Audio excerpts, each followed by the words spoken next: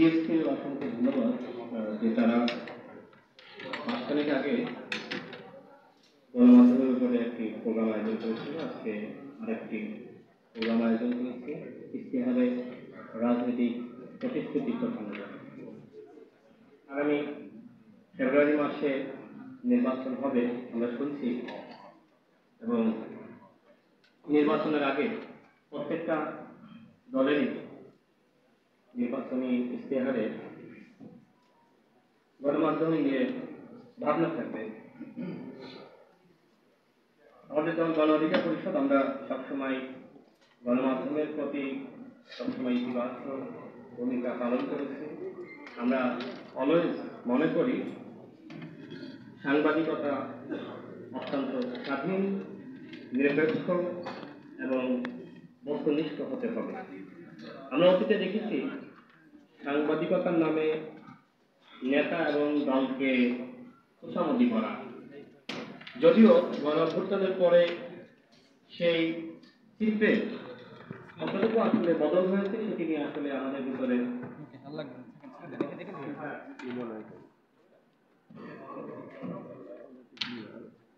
যাই হোক, মুশফিক ভাই বক্তব্য রাখছিলেন, তিনি বলছিলেন যে গণমাধ্যমের হাত বদল হয়েছে।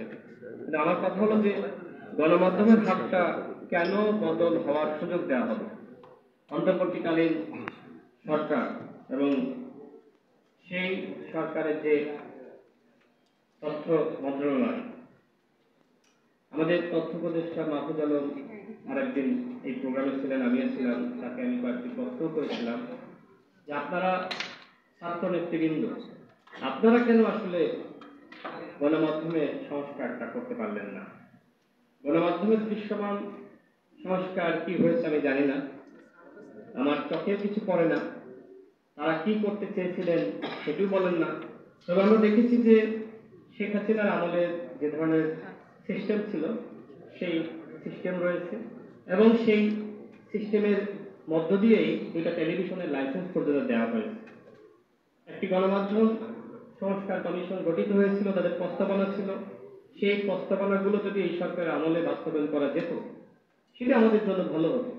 কিন্তু আমার প্রশ্ন হলো, সেগুলো আসলে বাস্তবায়ন করতে আপনাকে কে বাধা দিয়েছিল? মাহফুজ আলম এর আগে বলেছেন যে প্রশাসন এবং অন্যান্য সেক্টর, এমনকি গণমাধ্যম বড় দুটি দল ভাগাভাগি করে নিয়েছে। আমি তাকে প্রশ্ন করেছিলাম যে সেই ভাগাভাগি বন্ধ করার দায়িত্ব ছিল আপনার, তার মানে আপনি ব্যর্থ হয়েছেন। এর আগে আমাদের নাহিদ ইসলাম গণ অভ্যুত্থানের পোস্টার বয়, বর্তমান এনসিপির নেতা, তিনিও দায়িত্ব পালন করেছেন। অন্তত তিনি যদি তার এই মিনিস্ট্রি সেভাবে পরিবর্তন করে দেখাতে পারতেন যে আমি আমার এই মিনিস্ট্রিতে এই পরিবর্তন করেছি, আমি গণমাধ্যমের এই সংস্কার করেছি, তিনি অন্যান্য উপদেষ্টাদের জন্য রোল মডেল হতে পারতেন। তিনি কেন পারলেন না? অর্থাৎ এই যে তারা ব্যর্থ হলেন, আগামীতে যারা আসবে তারা যে সফল হবেন তার নিশ্চয় নেই। যেখানে গণঅভ্যুত্থানের ছাত্র শক্তি, প্রধানতম শক্তি, মুখপাত্র, পোস্টার বয়, তারা নিজেরা বিএনপি জামাতের উপর দায় দিয়ে দায় এড়াতে চাচ্ছেন। তো আপনাদের দায়টা আসলে তাহলে কে নেবে? আপনাদেরকে নিতে হবে। আমার খুব আক্ষেপ হয় যে গণমাধ্যম এটা কোনো পরিবর্তন হলো না। আমরা আগে সাংবাদিকতা দেখেছি যে সেখানে তুষ্ট সাংবাদিকতা, নেতাকে তুষামতি করা, নেত্রীকে তুষামতি করা, ঠিক এখন অতটা নাই, কিছুটা পরিবর্তন হয়েছে। কিন্তু আগামীতে যে আসলে আবার আগের মতন হবে না সেটা নিশ্চয়তা আসলে আমরা পাচ্ছি না। আমরা মনে করি যে আসলে সাংবাদিকদের জন্য সুরক্ষা, তাদের নিরাপত্তা নিশ্চিত করা, এটা আমাদের দায়িত্ব। আমাদের দল ইশতেহারে সাংবাদিকদের সুরক্ষা, নিরাপত্তা এই বিষয়টি স্পষ্টভাবে উল্লেখ করবে। আমি এখনো দেখি যে সংবাদ প্রকাশের পরে সেই সংবাদ আবার ডিলিট হয়ে যায়। কারা করে, কিভাবে করে, এটা পরবর্তীতে মেলানো যায় না। তো আমাদের দল, আমাদের যে নির্বাচনী ইশতেহার থাকবে সেখানে এটা উল্লেখ করা হবে যে যে সত্য এবং সঠিক নিউজ প্রকাশের পরে সেটা ভয়ের কাছে মাথা নত করে ডিলিট করা যাবে না। আরেকটা বিষয় উল্লেখ করি, আমার বাসা ঝিনাইদহ জেলা সদর উপজেলা। আমি নির্বাচনী কাজে প্রায় এলাকায় যাই। আমি গিয়ে দেখি যে ওই এলাকার যারা অন্যান্য নেতারা রয়েছে, যাদের বিরুদ্ধে এবং ওই এলাকায় যারা নেতারা রয়েছে, যাদের বিরুদ্ধে জনগণ অনেক অভিযোগ দেয় এবং সামাজিক যোগাযোগ মাধ্যমে অভিযোগ ঘুরপাক খায়, কিন্তু ওইখানকার সাংবাদিকরা সেই সংবাদগুলো আসলে প্রচার করে না। এটা একটা বড় সমস্যা যে ঢাকার যারা সাংবাদিক তারা অনেক কিছু লিখলে বললেও আমাদের তৃণমূলে আসলে সাংবাদিকতা নাই বললেই চলে। তৃণমূলে আমি দেখি যে নেতাকে তুষ্ট করা, মানে নিউজ করাইতে হলে 1000 টাকা 2000 টাকা দিতে হয়।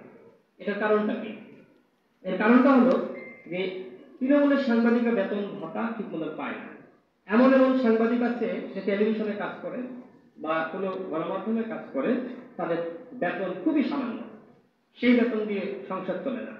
আমি একজন সাংবাদিকের সাথে কথা বলছিলাম, তিনি ইসলামী বিশ্ববিদ্যালয় থেকে পড়াশোনা করেছেন, তিনি গণমাধ্যমে কাজ করেন।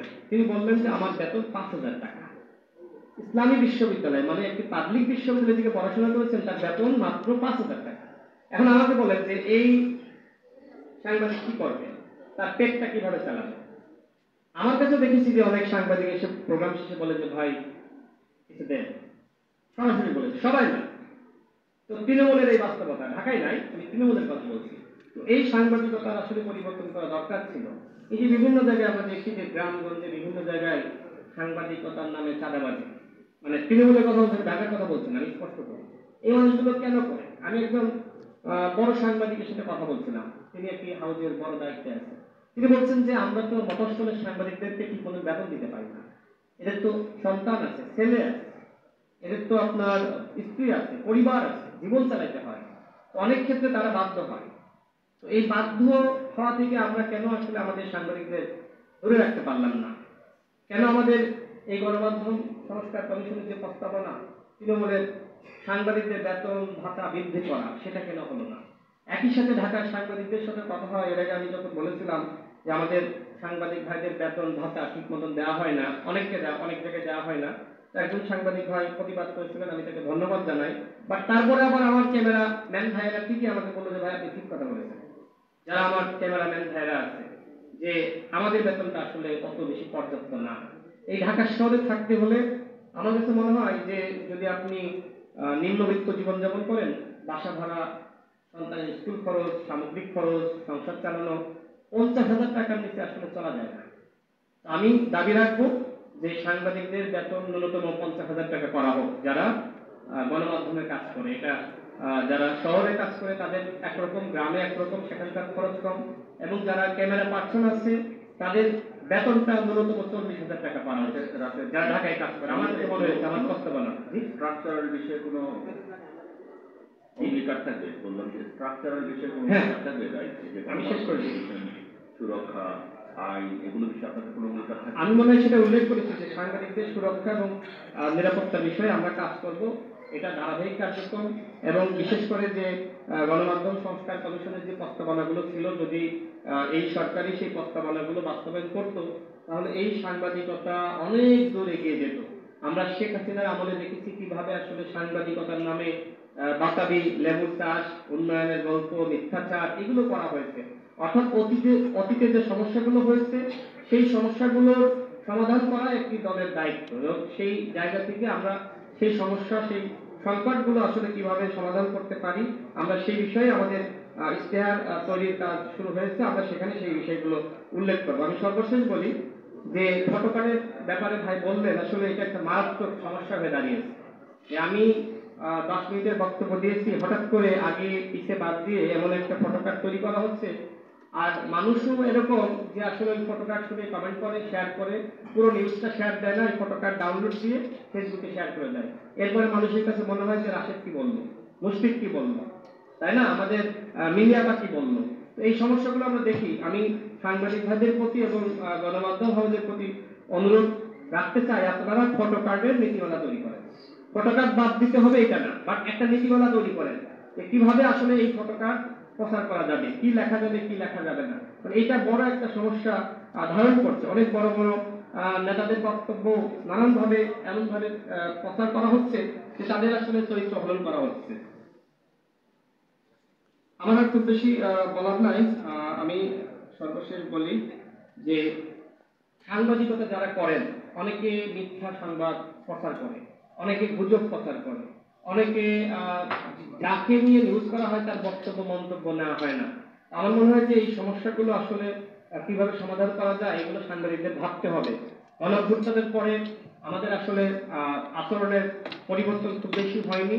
আমাদের আচরণের পরিবর্তন করতে হবে। আমাদের অন্তর্বর্তীকালীন সরকার তারা আমাদের কাছে বলছে যে একটি সুষ্ঠু নির্বাচন জাতিকে উপহার দেবে। তো এখন আমরা এই মুহূর্তে মোটামুটি সবাই সংশয়ের মধ্যে পড়ে গিয়েছি।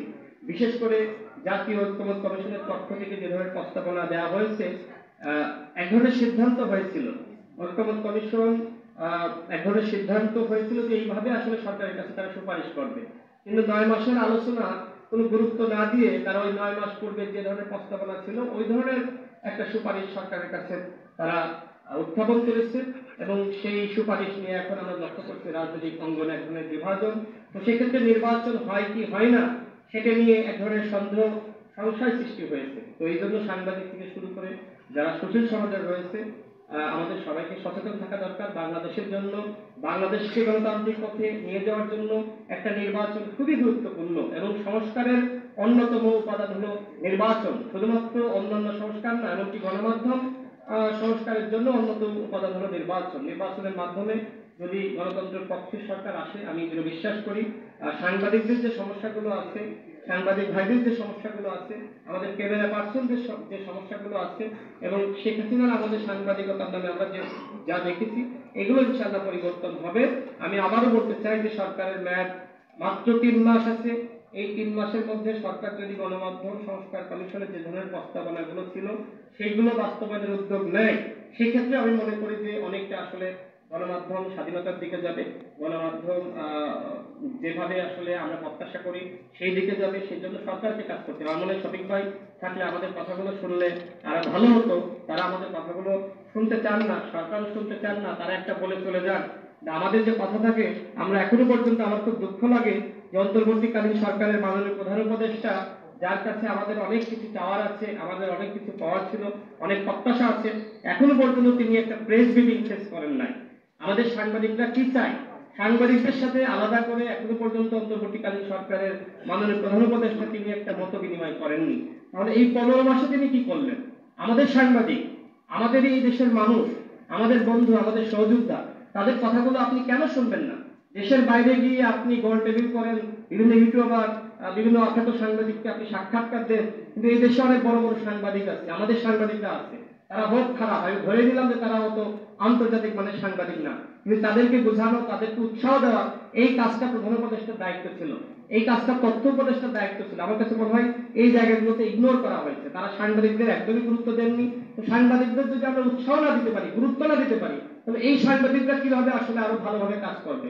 তাদেরকে আমাদের বোঝানো দরকার ছিল, তাদের নিয়ে বসা দরকার ছিল, জানা দরকার ছিল আপনাদের সমস্যা কি, আপনি কত বেতন পান, আপনার কত হলে ভালো হয়, এই কথাগুলো আসলে জিজ্ঞেস করা হয়নি।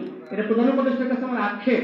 আমি তার কাছে আজকে এই অনুষ্ঠানের মাধ্যমে অনুরোধ করছি, অন্তত আমাদের এই সাংবাদিকরা তারা আন্তর্জাতিক মানের না হোক, তারপরেও একটা দিনের জন্য হলেও আপনি তাদেরকে ফেস করেন, একটা প্রেস ব্রিফিং এর আয়োজন করেন, তাদের প্রশ্নগুলোর উত্তর দেন। প্রধান উপদেষ্টা এই কাজটা করছেন না। এইভাবে আপনি সাংবাদিকদের ইগনোর করতে পারেন না, আপনাকে জবাবদিহিতা করতে হবে।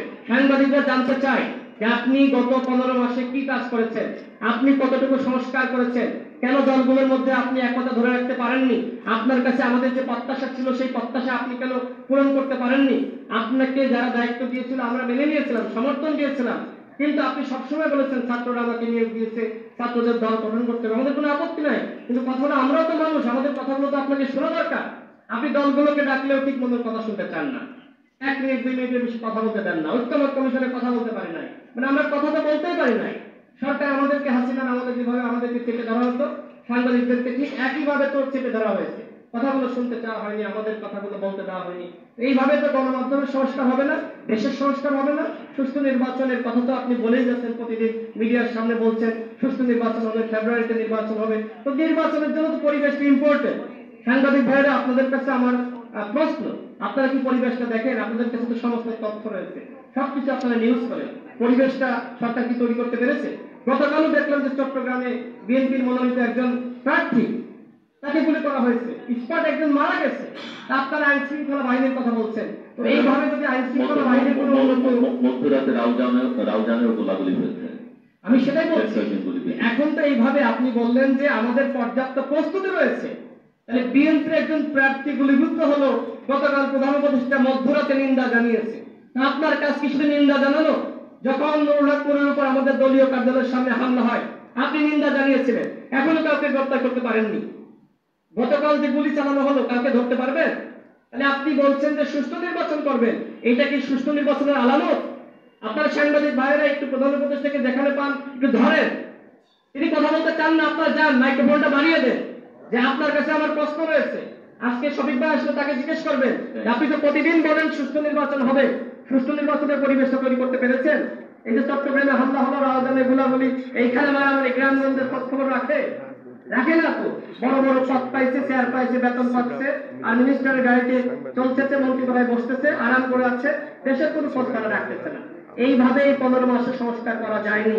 এখন বিএনপির ভারপ্রাপ্ত চেয়ারম্যান জনাব তারেক রহমান তিনি প্রশ্ন তুলেছেন, জনগণের মনে সন্দেহ, আসলে নির্বাচন হবে? ঠিক আমিও আজকে এই অনুষ্ঠান থেকে আমি প্রশ্ন তুলছি, সরকার কথা বলছে, প্রতিদিন বলছে যথাসময়ে নির্বাচন হবে, কিন্তু আমার কাছে মনে হচ্ছে সর্বশেষ ঐক্যমত্য কমিশনের যে ধরনের আচরণ, যে ধরনের প্রতারণা দেখলাম, তারা আজকে আমাদের মধ্যে মারামারি লাগিয়ে দিয়েছে। শেষ করে দিই, আমাদের মধ্যে মারামারি লাগিয়ে দিয়েছে। দলগুলো বসো, 7 দিনের আলটিমেটাম দেওয়া হলো, তো আমরা যদি দলগুলো বসবো, আলোচনা করবো, আপনাদের কাজটা কি? পদত্যাগ করেন, আমাদের কাছে ক্ষমতা ছেড়ে দেন। আমরা তো ঐক্যমতে আসতে পারি নাই, দায়িত্ব ছিল আপনারা সিদ্ধান্ত নিতে পারেন নাই। আপনারা নির্বাচন আদৌ করবেন, নাকি আমাদের মধ্যে মারামারি লাগিয়ে আরেকটি 1-11 সৃষ্টি করে আবার হাসিনাকে ফিরিয়ে আনবেন? সেই সন্দেহ সংশয় পোষণ করে আমার বক্তব্য শেষ করছি। আসসালামু আলাইকুম। Thank you Rashed Khan. এখন ওনারা যদি ওই সামর্জনের মতো বলেন যে ক্ষমতা কি 0 পয়েন্ট থেকে ছাড়বো, কি উত্তর দিবেন আপনি?